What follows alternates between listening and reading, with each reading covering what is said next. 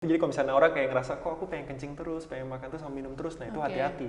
Kayak Itu- pengen makan terus deh. Nah itu gejala maksudnya itu muasal dari gejala diabetes gitu. Hai Tizen, siapa di antara kalian di sini yang suka banget minum minuman manis? Pasti ada kan dari kalian yang rasanya tuh satu hari belum afdol nih kalau belum beli boba, beli milk tea atau segala macam lah whatever itu kopi-kopian. Padahal kalian tahu nggak sih kalau kalian mengonsumsi itu setiap hari itu bisa meningkatkan resiko kalian terkena penyakit diabetes. So di sini aku Naura dari tim Eating akan ngobrol nih sama seorang dokter untuk ngomongin apa yang bisa kita lakukan untuk mencegah kita sendiri terkena penyakit diabetes. So di sini aku sama seorang dokter, boleh perkenalkan diri dulu dok? Halo, nama aku Alvin dari dokter umum di rumah sakit swasta di Tangerang. Oke. Nah, karena kita sekarang udah bersama dengan narasumber seorang dokter nih yang pastinya terpercaya informasinya, so kita langsung aja ke pertanyaan pertama. Nah dok, kan biasanya kita tahu ya diabetes, tapi diabetes itu sebenarnya ada dua tipe 1 dan tipe 2. Itu sebenarnya apa sih dok bedanya? Iya Nora, jadi betul ya, diabetes itu sebenarnya ada dua tipe 1 sama tipe 2. Tipe 1 itu yang mungkin kalau kita di kedokteran kita bilangnya non insulin dependent ya. Jadi orang-orang yang udah dari awal, dari usia muda dia itu kena diabetes dan emang harus disuntik dengan obat suntik khusus untuk diabetes, namanya insulin. Nah, sedangkan kalau misalnya diabetes kedua itu biasanya terjadi pada usia-usia yang kurang lebih udah 40 tahun ke atas. Nah, itu orang-orang yang dengan diabetes kedua itu bisa pakai obat-obatan untuk obat diabetes, minum tablet atau minum yang diminum gitu. Oke, bahkan banyak banget nih produk yang dikhususkan untuk orang diabetes tuh pasti klaimnya, oh iya diabetes itu harus dicegah daripada diobati.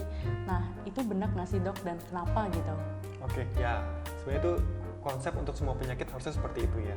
Tapi kan banyak juga yang kita tidak tahu, orang udah hidupnya bagus, makannya teratur, tapi tetap aja kena kencing manis. Nah jadi mungkin kalau kita memang ngomong secara teori ya memang seharusnya ketika kita punya lifestyle yang baik, makan yang baik, itu bisa mencegah atau mengurangi sampai kapan sih dia nantinya akan terkena diabetes. Pada orang-orang yang memang udah punya faktor genetik atau punya predisposisi ya. Predisposisi itu jadi orang yang cenderung akan kena nantinya gitu. Tapi ya kembali lagi kan kita nggak ada yang tahu kapan kita bakal kena ataupun ya syukur-syukur mungkin nggak kena gitu. Iya. Nah biasanya tuh untuk gejala tersebut bisa diidentifikasi di usia berapa sih dok? Nah jadi ini ada yang menarik ya sebenarnya kalau misalnya kita mau cari lebih dalam lagi atau mungkin lebih aware lagi ya, mungkin orang-orang di luar sana atau di yang luar Indonesia udah pada aware. Jadi ada nama diabetes lain, diabetes 1, diabetes 2, tapi ada juga istilah namanya MODY dan LADA. MODY itu maturity onset of diabetes young. Jadi orang-orang yang terkena diabetes 2 tapi pada usia-usia kurang lebih mungkin 25 tahunan, 27 tahunan. Gitu. Sedangkan yang LADA itu adalah latent autoimmune diabetes adult. Jadi ketika dia terkena autoimun atau diabetes 1, tapi mungkin terjadi itu kurang lebih dia usia di atas 20-an. Padahal sebenarnya harusnya diabetes 1 kan dari anak kecil. Nah, tapi ini pada atas 20-an mungkin baru terkena. Nah, cuma yang membedakan itu adalah penggunaan insulin dependent atau enggak. Insulin itu adalah yang buat suntikan ya. Jadi nurunin gula darah dengan cara disuntik. Nah, itu adalah insulin. Kira-kira hal apa aja sih yang bisa menyebabkan diabetes ini sendiri dan gimana kita bisa mencegah hal-hal tersebut tuh berefek ke kita gitu? Kunci diabetes itu adalah sebenarnya cuma lifestyle, Nora. Ya, gaya hidup. Dan mungkin kalau orang-orang tahu pada awam pasti mereka pada tahu semua, oh ya hindari gula, dan itu benar. Nah, tapi sebenarnya yang pengen aku tanya, kenapa sih dok orang tuh jangan sampai kena diabetes? Komplikasi dari penyakit diabetes itu banyak banget. Kita bagi dua, makro dan mikro neuropati atau mikro vaskular ya. Contohnya itu misalnya bisa kena ke mata, jadi katarak, atau bisa juga kena ke bagian ginjal, nantinya jadi fungsi-fungsi ginjal semua rusak. Fungsi ginjal semua rusak nanti bisa sampai yang nantinya tuh bisa sampai cuci darah gitu. Orang-orang dengan bisa hipertensi akibat dari permasalahan dari awalnya ada kencing manis bahkan sampai nanti ke jantung. Nah sebenarnya itu yang belum dirasakan sama orang-orang awam yang pertama kali terdiagnosa dengan kencing manis gitu. Tapi emang baru berasa tuh 10 tahun ke depan ya? Iya betul, 10 sampai 20 tahun ke depan, dan itu pun sebenarnya tergantung dari lifestyle kita gimana. Nah, ngomongin lifestyle nih dok, Iya. kira-kira tuh apa aja sih lifestyle kita tuh yang bisa menyebabkan diabetes, dan lifestyle apa yang bisa kita lakukan nih untuk mengurangi resiko terkena diabetes itu sendiri? Mungkin orang-orang awam juga semua udah pada tahu, udah banyak yang tahu ya mengenai glycemic. Jadi Ya. makanan glycemic index yang tinggi maupun yang rendah. Nah itu bisa salah satu menjadi acuan kita ya. Nanti akan ditaruh di tabelnya di sini nih. Ya. Oke. Ya, jadi ada orang-orang dengan masa glycemic index yang tinggi itu biasa glycemic index yang tinggi merupakan suatu makanan yang gula atau karbohidrat itu gampang langsung bikin peredaran gula dalam darah kita tuh langsung tinggi.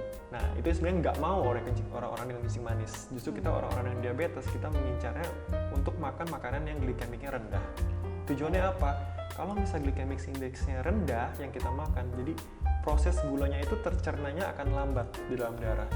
Jadi Oke. tujuannya itu biar Gula lama darahnya ya. naiknya sedikit-sedikit gitu Ya, ya.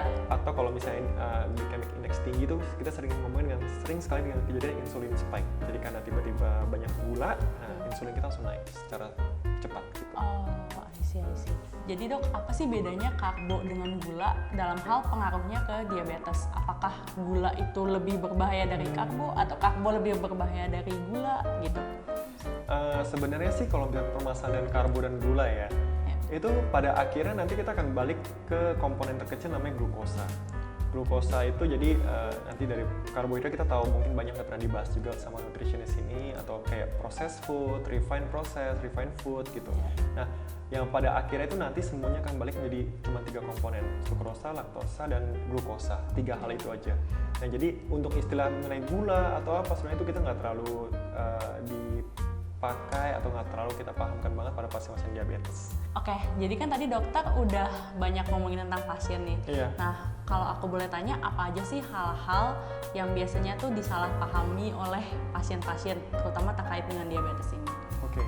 Untuk orang-orang yang udah terkena diabetes ya, atau kita anggap yang belum terkena diabetes dulu deh ya. Betul. Sebenarnya ada gejala atau triase yang kita sebut dengan triase untuk diabetes. Ini orang awam juga harus tahu dan penting. Pertama itu polidipsi, poliuri, dan polifagi. Polidipsi itu adalah orang yang ingin kencing terus-menerus, terutama pada di malam hari. Polifagi adalah orang yang mau lapar terus jadi mau makan mulu, dan polidipsi adalah yang mau minum terus. Gitu ya, poliuri, polidipsi, polifagi. Jadi tiga hal itu. Jadi kalau misalnya orang kayak ngerasa kok aku pengen kencing terus, pengen makan terus, sama minum terus, nah itu hati-hati. Ya, pengen makan terus deh. Nah itu gejala saya itu muasal dari gejala diabetes. Nah sedangkan untuk orang-orang yang kalau memang sudah terkena diabetes harus ada beberapa hal yang diperhatikan. Jadi ini kalau yang itizen ya, itizen kalau misalnya orang yang ada orang tuanya atau siapa yang kena diabetes harus selalu konsumsi obat dengan baik. Dengan catatan ketika dia minum obat harus diselingi dengan makan. Jadi orang-orang tuh sering salah itu apa? Karena mereka berpikir, oh aku udah berobat, aku udah minum obat, yaudah deh dengan supaya aku diabetesnya makin terkontrol, aku makannya aku dikitin. Nah itu salah. Oh, malah salah. Itu salah. Kenapa? Karena dokter yang biasa mengkontrol atau memberikan obat itu sudah menyesuaikan dengan gula darah yang biasanya orang itu makan. Diabetes, orang yang udah terkena diabetes harus juga memperhatikan, karena gejala awal pertama pada komplikasi itu adalah kesemutan. Kesemutannya di mana? Cuma di bagian kaki dan bagian tangan. Kita sebutnya mungkin istilah shock and glove. Ya, jadi kalau misalnya udah mulai kena gejala itu, berarti hati-hati, obat ini komplikasi akan bisa mulai terjadi. Karena beberapa spesialis penyakit dalam atau apa mungkin bisa kayak mengira-ngira ya, ketika sudah kena yang bagian kita sebutnya neuropati ya, yang shock and glove itu neuropati tersebut, atau udah kena ke bagian saraf, nah itu untuk beberapa tahun ke depan mungkin akan terkena ginjal atau mungkin akan terkena bagian jantung lainnya gitu. Nah, jadi misalnya usia orang berapa? 23. Oke, bisa kita anggap 220 dikurang usia 23, berarti 190. Nah, itu kali kurang lebih 70% dari itu adalah nadi maksimal. Itu harus nadi yang harus tercapai sebenarnya baru disebut olahraga. Jadi apa yang harus dicapai? 220 dikurang usia, nah dikali 70%. Itu adalah nadi yang sebenarnya harus tercapai. Nadi itu maksudnya Nadi itu jadi ketika kita heartbeat-nya gitu? Ya, betul. Jadi I see. ketika kita olahraga tapi tidak mencapai heartbeat segitu, sebenarnya untuk kalau misalnya di permasalahan mengenai jantung atau apa itu belum optimal. Gitu. Bisa kita paling gampang usia 50 ya. Jadi 170. 70% dari 170. Karena 170 itu adalah nadi maksimal dari seseorang secara teori. Jadi 70% dari 170 ya kurang lebih mungkin 120, 130 130-120 lah. Nah itu sebenarnya harus tercapai.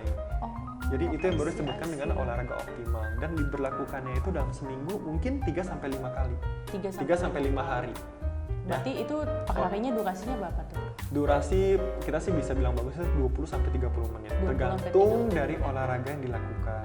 Yang penting sih heart rate-nya tercapai. Oh, yang penting Gitu. heart rate-nya justru Makanya ya. mungkin orang-orang kita atau di Indonesia mungkin kurang pahamnya ya itu, karena mikir kayak baru jalan sebentar udah keringetan mungkin karena kena matahari aja. Iya. Tapi kayak aku udah olahraga dong, tapi nyatanya Iya. kan belum. Gitu. Betul-betul. Mungkin itu yang kurang diketahui sih sama masyarakat. Oke, jadi untuk orang-orang yang mungkin pesan yang itu terakhir adalah orang-orang yang kena diabetes atau yang mungkin ada riwayat diabetes atau apa, ya jangan terlalu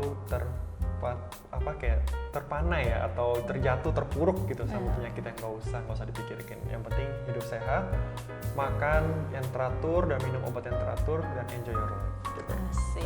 Oke, mantep banget Yeah. dok. Jadi demikianlah obrolan tim eating bersama Yeah. dengan Dr. Alvin. So, kalau kalian menemukan video ini bermanfaat, jangan lupa like dan komen yang banyak. Dan share and subscribe. See you on next video ya. Bye-bye. Bye-bye.